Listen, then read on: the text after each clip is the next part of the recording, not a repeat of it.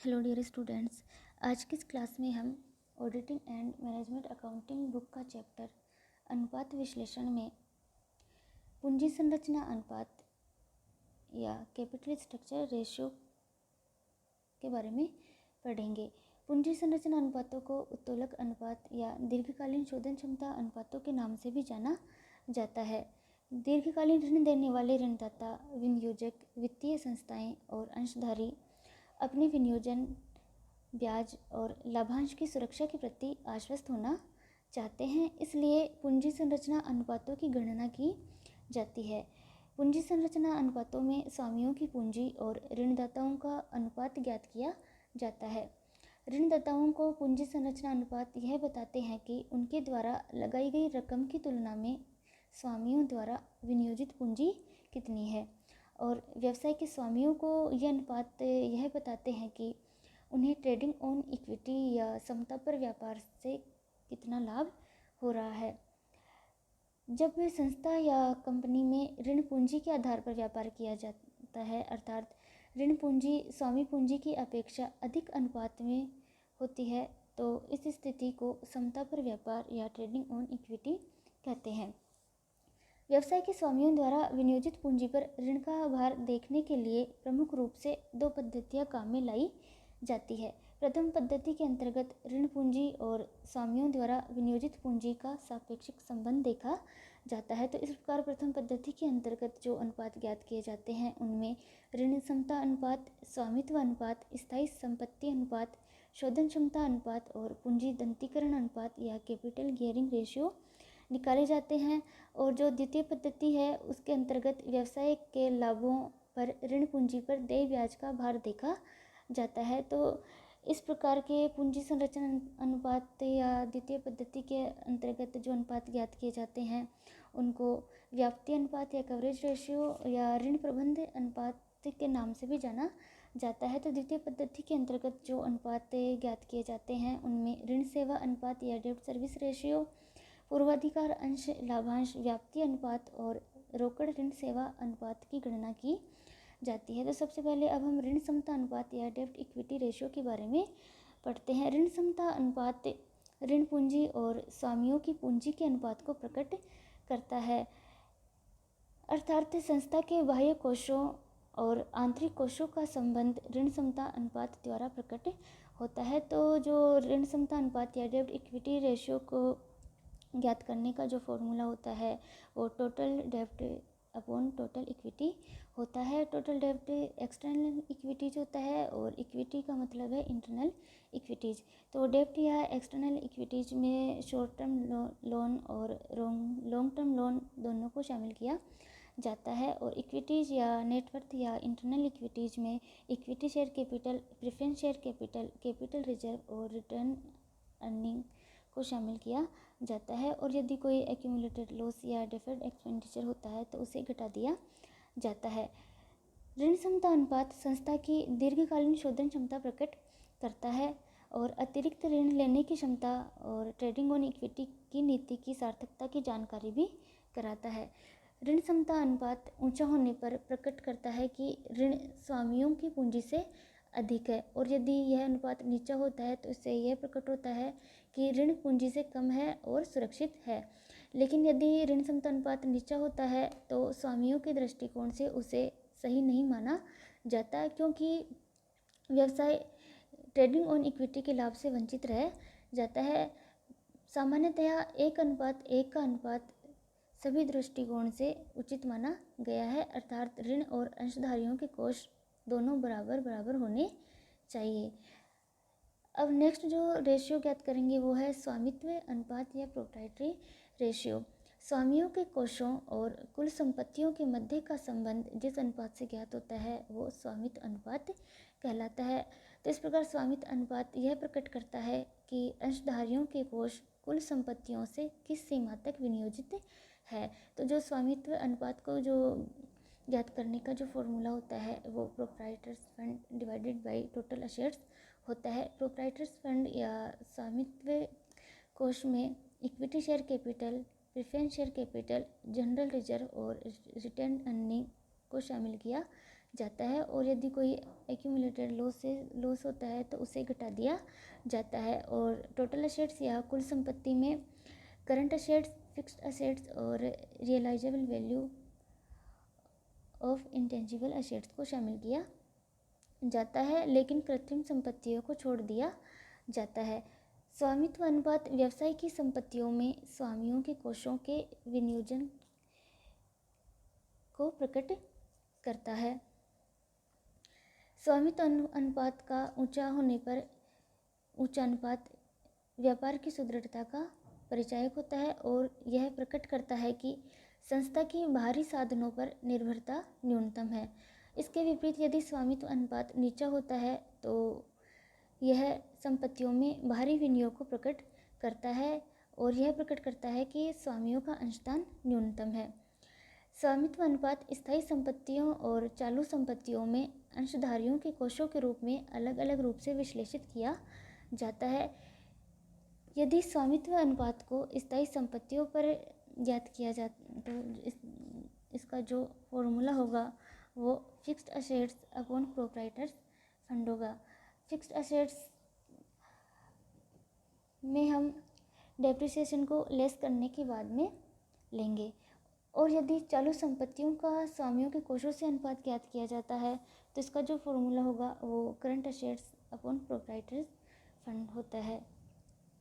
अब जो नेक्स्ट है वो है शोधन क्षमता अनुपात या सॉल्वेंसी रेशियो। तो शोधन क्षमता अनुपात कुल संपत्तियों और कुल दायित्वों के मध्य संबंध प्रकट करता है। शोधन क्षमता अनुपात ज्ञात करने का जो फॉर्मूला होता है वो total debts upon total assets होता है। कुल ऋणों में अल्पकालीन और दीर्घकालीन दोनों दायित्वों को शामिल किया जाता है, और कुल संपत्तियों में डेप्रिसिएशन घटाने के बाद की स्थायी संपत्तियों और चालू संपत्तियों को शामिल किया जाता है। शोधन क्षमता अनुपात यह प्रकट करता है कि संपत्तियों के लिए ऋण लेकर कितनी व्यवस्था की गई है। तो इस प्रकार जो अगर प्रोप्राइटरी रेशियो ज्ञात हो तो हम सॉल्वेंसी रेशियो ज्ञात कर सकते हैं। और सॉल्वेंसी रेशियो ज्ञात करने के लिए 100 में से प्रोप्राइटरी रेशियो को लेस करने के बाद में जो आता है वो सॉल्वेंसी रेशियो या शोधन क्षमता अनुपात होता है।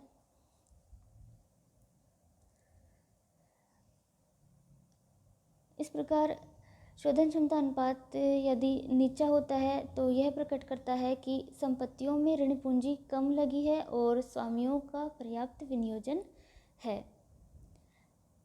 अब हम जो नेक्स्ट अनुपात है वो है स्थायी संपत्ति अनुपात, उसके बारे में पढ़ेंगे। तो स्थायी संपत्ति अनुपात दीर्घकालीन कोषों और स्थायी संपत्तियों में संबंध व्यक्त करता है। स्थायी संपत्तियों में दीर्घकालीन कोषों का विनियोग व्यवसाय की ठोस वित्तीय स्थिति और नीति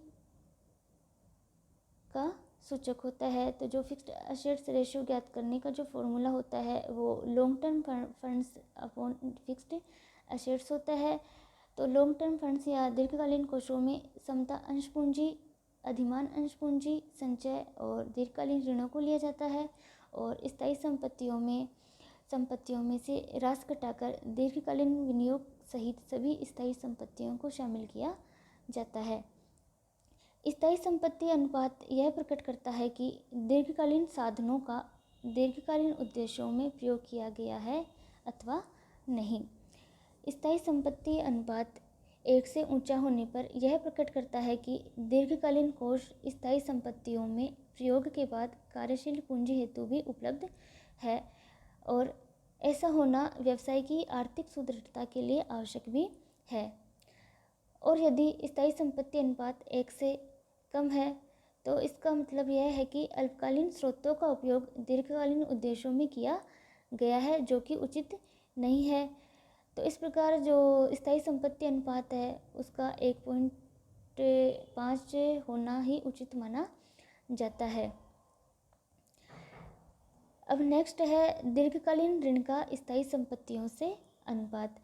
तो यह अनुपात दीर्घकालीन ऋणों और स्थायी संपत्तियों के बीच वित्तीय संबंधों को प्रकट करता है। तो इस प्रकार इसका जो फॉर्मूला बनता है वो long term debts upon net fixed assets होता है। शुद्ध स्थायी संपत्तियों में केवल मूर्त संपत्तियों को ही शामिल किया जाता है, अमूर्त और अदृश्य संपत्तियां शामिल नहीं होती। यह अनुपात जितना कम होगा, दीर्घकालीन ऋणदाता उतने ही सुरक्षित रहेंगे। स्थायी संपत्तियां ऋणदाताओं के लिए सुरक्षा कवच का कार्य करती है। अब नेक्स्ट है कैपिटल गियरिंग रेशियो। तो कैपिटल गियरिंग रेशियो सामान्य अंश पूंजी या परिवर्तनशील अंश पूंजी और स्थिर लागतों वाली पूंजी के बीच संबंध प्रकट करता है। इसे दंतीकरण अनुपात भी कहते हैं। तो कैपिटल गियरिंग रेशियो को जो ज्ञात करने का जो फॉर्मूला होता है वो equity share capital upon fixed interest bearing capital होता है। तो सामान्य अंश पूंजी या परिवर्तनशील अंश पूंजी में केवल समता अंश पूंजी, संचय और अवितरित लाभों को ही शामिल किया जाता है और स्थिर लागत वाली अंश पूंजी में अधिमान अंश पूंजी, ऋण पत्र और दीर्घकालीन ऋणों को शामिल किया जाता है। तो इस प्रकार दंतीकरण अनुपात या कैपिटल गियरिंग रेशियो अनुपात से आशय स्थिर आय पूंजी और परिवर्तनशील आय पूंजी के मध्य संबंध से होता है। स्थिर आय पूंजी से आशय ऐसी पूंजी से होता है जिस पर प्रत्याय की दर निश्चित और स्थिर होती है, जैसे ऋण पूंजी, क्योंकि ऋणों पर ब्याज की दर स्थिर और निश्चित होती है। और सेकंड है पूर्वाधिकार अंश पूंजी, क्योंकि पूर्वाधिकार अंशों पर लाभांश की दर निश्चित होती है। इसके अलावा परिवर्तनशील आय पूंजी का आशय साधारण अंश पूंजी से होता है, क्योंकि साधारण अंश पूंजी ऐसी पूंजी होती है जिस पर लाभांश की दर निश्चित नहीं होती, बराबर परिवर्तित होती रहती है। तो इस प्रकार स्थिर आय पूंजी में पूर्वाधिकार अंश पूंजी व ऋण पूंजी को शामिल किया जाता है, जबकि परिवर्तनशील आय पूंजी में सामान्य अंश पूंजी, संचय व अवितरित लाभों को शामिल किया जाता है। तो जो कैपिटल गियरिंग रेशियो को जो ज्ञात करने का जो फॉर्मूला होगा वो fixed cost bearing capital upon variable cost bearing capital होगा। तो फिक्स्ड कॉस्ट में preference share capital plus long term borrowings को लिया जाता है और वेरिएबल कॉस्ट कैपिटल में इक्विटी शेयर कैपिटल और रिजर्व एंड सरप्लस को लिया जाता है।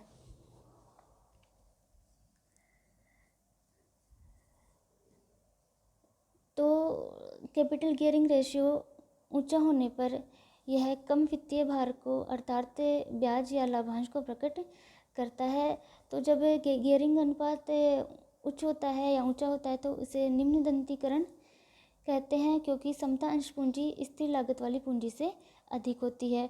और यदि गियरिंग अनुपात नीचा होता है तो इसे उच्च दंतीकरण कहते हैं, या यह उच्च दंतीकरण की स्थिति को प्रकट करता है, क्योंकि स्थिर लागतों वाली पूंजी समता अंश पूंजी से अधिक होगी और उच्च दंतीकरण की स्थिति अच्छी नहीं मानी जाती है। लेकिन यदि समता अंशधारियों को इस स्थिति में ट्रेडिंग ऑन इक्विटी का लाभ होता है तो यह स्थिति अच्छी मानी जा सकती है यदि देय ब्याज अर्जित लाभों से कम हो। लेकिन ऐसा तभी संभव होता है जब व्यापार अत्यधिक लाभ अर्जित करने की स्थिति में हो। तो आदर्श स्थिति यह होती है कि व्यवसाय के प्रारंभ में निम्न दंतीकरण अपनाया जाए, अर्थात ब्याज का भार अधिक ना पड़े, इसलिए समता अंश पूंजी से व्यापार करना चाहिए। व्यवसाय स्थापित होने के बाद उच्च दंतीकरण उपयुक्त रहता है।